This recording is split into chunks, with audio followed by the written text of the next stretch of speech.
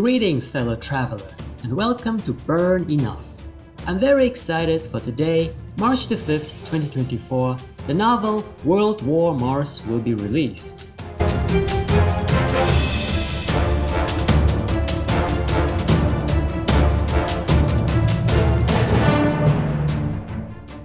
World War Mars, published by Atheon Books and written by Rick Partlow. In the past 10 years, Mr. Rick Partlow wrote 66 novels in the military sci-fi genre.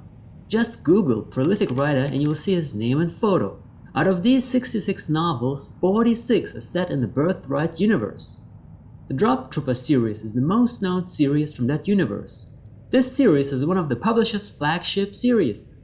Still ongoing, with Book 15 coming out in May. Book 4 was nominated for a Dragon Award back in 2021.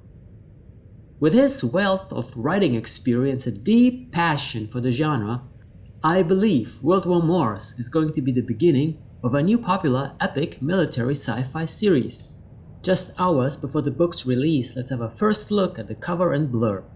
The cover art is eye-catching, not too much and not too little. Yeah, when I see such a cover, I just wanna know what's going on there.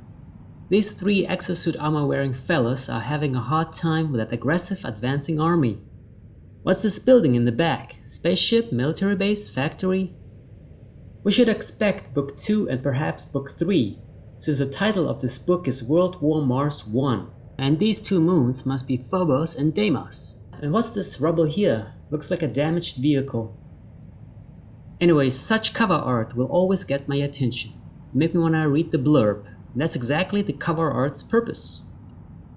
Now let's talk about the blurb. Alien tech discovered. The race to claim it could spark a new kind of war. When a derelict alien starship appears in the solar system and crash lands on Mars, it ignites a desperate race to be the first to reach the red planet to claim the mysterious technological treasures of the visitor. Well, this sentence reminds me of the movie Transformers 3: Dark of the Moon. In the intro, it showed an alien spacecraft crash land on the moon. Fearing the Soviets would get to it first, US President JFK publicly announced a mission to put a man on the moon. But it was just a cover, he wanted to grab the alien tech first. Space Force General Tom Bradstreet. This is the current Space Force General. Ace Air Force fighter pilot. Wait, Tom? Air Force fighter pilot? Oh, okay.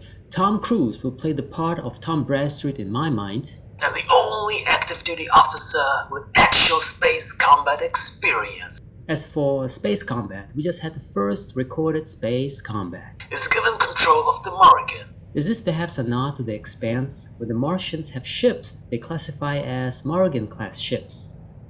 The first manned mission to Mars and the first space warship.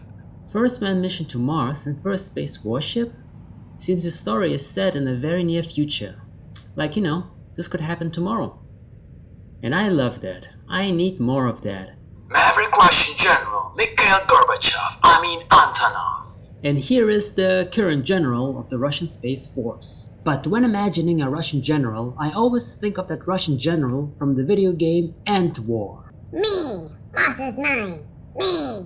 Also worth mentioning that the name Antonov is perhaps a nod to Mr. Rick Partlow's very first published novel, Duty on a Planet, from 2011. In that story, there was also a Russian general, the antagonist, with the name Antonov. Has been handed the insane, desperate gamble of building an Orion-style spaceship powered by nuclear warheads. This sounds very terrifying. Project Orion was a project in the 60s. They wanted to build a spaceship that would be propelled by a series of atomic explosions. Successful non-nuclear tests were conducted with models, but the project was eventually abandoned for several reasons, mainly for the concerns of nuclear fallout. The scene is set for a devastating world war, and the first shot will be fired on another world.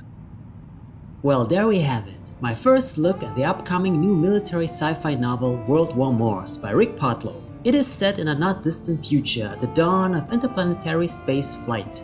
Who will claim the alien tech on Mars? Will it be worth it? And will there be more of the visitors? I appreciate your time in watching this video today. If you enjoy this content, please consider hitting the like button, subscribe button, and the bell icon with notifications enabled so you'll be notified when all future videos are released. Thank you once again for your support, and I look forward to seeing you next time on Burn Enough.